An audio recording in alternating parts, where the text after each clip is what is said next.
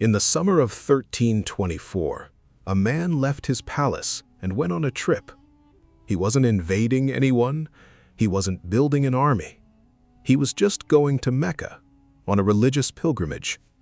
And by the time he came home, he had accidentally triggered an economic crisis that crippled North Africa and the Middle East for over a decade. His name was Mansa Musa. He is widely considered the richest person who has ever lived, and economists still talk about what he did 700 years later. To understand what Musa did, you need to understand where he came from. It's the early 14th century.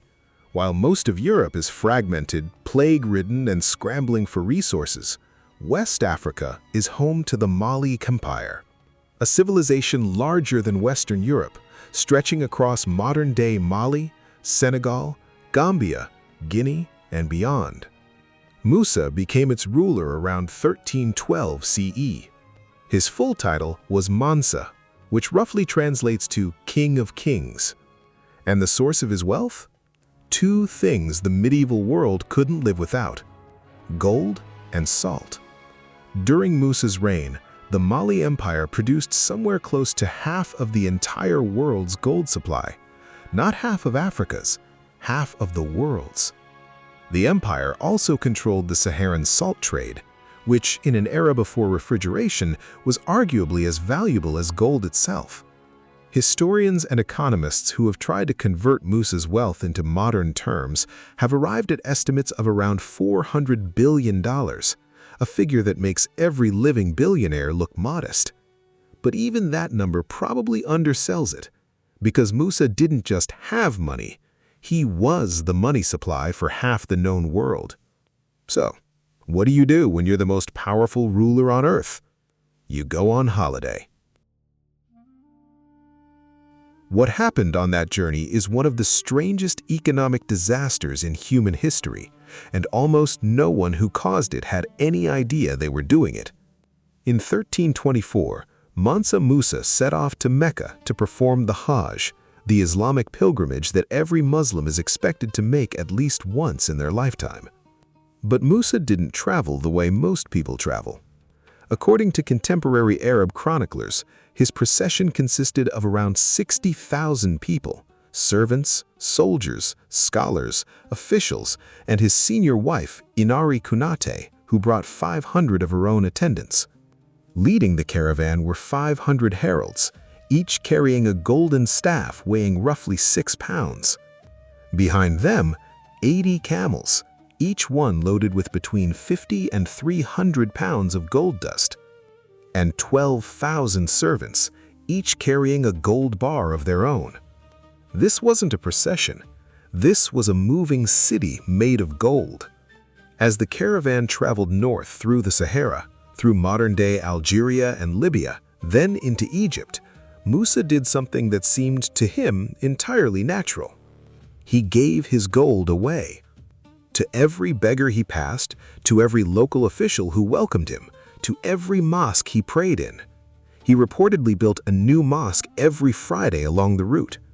When he stopped in Cairo for 3 months, he met with the Mamluk Sultan, refused to kneel, famously saying that any bow he made was for God alone, and then spent so lavishly that Egyptian merchants were charging 5 times their normal prices just to keep up with demand. By the time Musa left Cairo, the city was drowning in gold.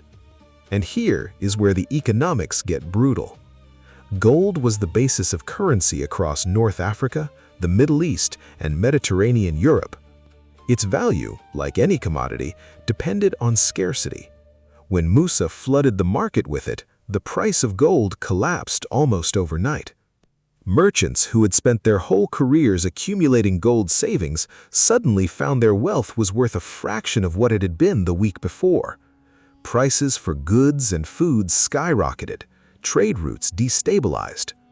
According to the historian al-Makrizi, writing in Cairo a century later, Musa's visit caused an inflation so severe that the gold market in Egypt didn't recover for 12 years.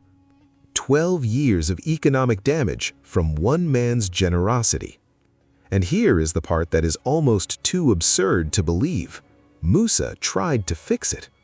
On his return journey, realizing what he had done, he attempted to buy back as much gold as he could, deliberately pulling it out of circulation to restore its value.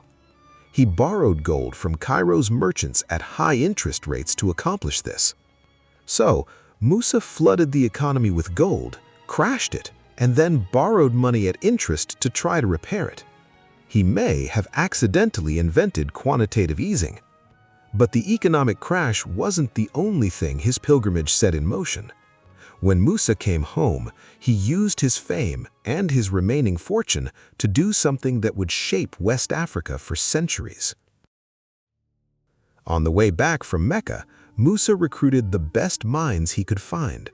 He brought Arab scholars, poets, and, crucially, an Andalusian architect named Abu Ishaq es-Saheli back to Mali with him.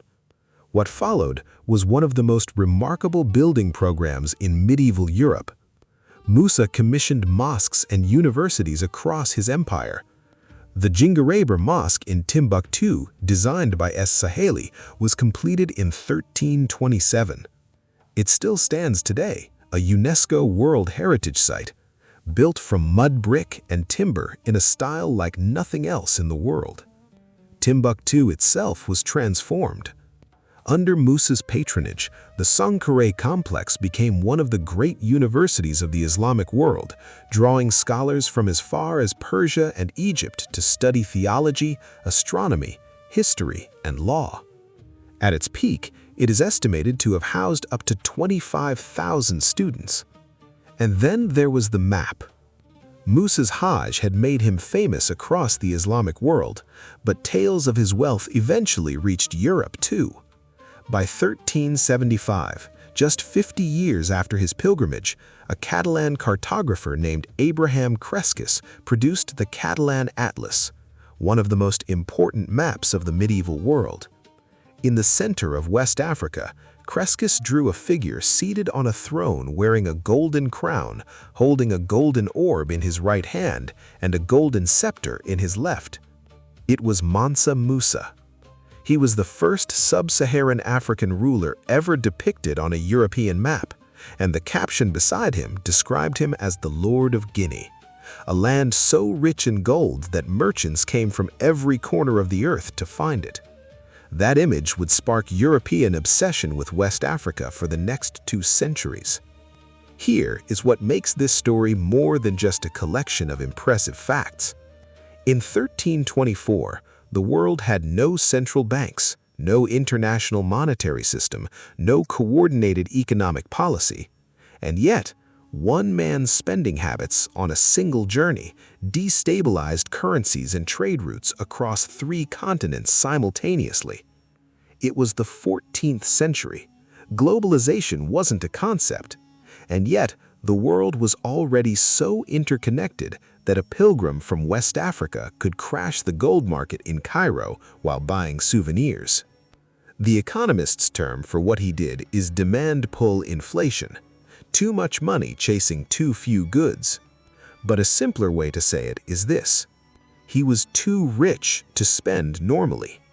And the lesson, if there is one, is that wealth at a certain scale stops being a personal attribute and becomes a force of nature.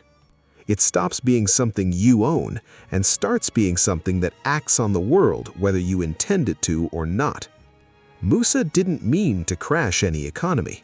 He was just going to Mecca. Mansa Musa returned home from Mecca in 1325, arguably the most famous man in the known world, having ruined and partially repaired one of the great economies of his age entirely by accident. He spent the rest of his reign building schools, mosques, universities. He doubled the size of the Mali Empire. He turned Timbuktu into a city scholars traveled thousands of miles to reach. He died around 1337. He is buried somewhere in Mali, in a grave that has never been found. But here's what history rarely tells you in the same breath. Within 130 years of his death, the empire he built had completely collapsed. Timbuktu, the city he made famous, was seized by nomadic raiders, and the Songhai Empire rose to take everything Mali had. If you want to know exactly how the Mali Empire fell, I already made that video. It's linked right here. Go watch it. Also, if this video hits 100 likes, I'll make a full video on how Mansa Musa actually built his wealth in the first place. The gold mines, the salt trade, the trade routes that made Mali the economic engine of the medieval world.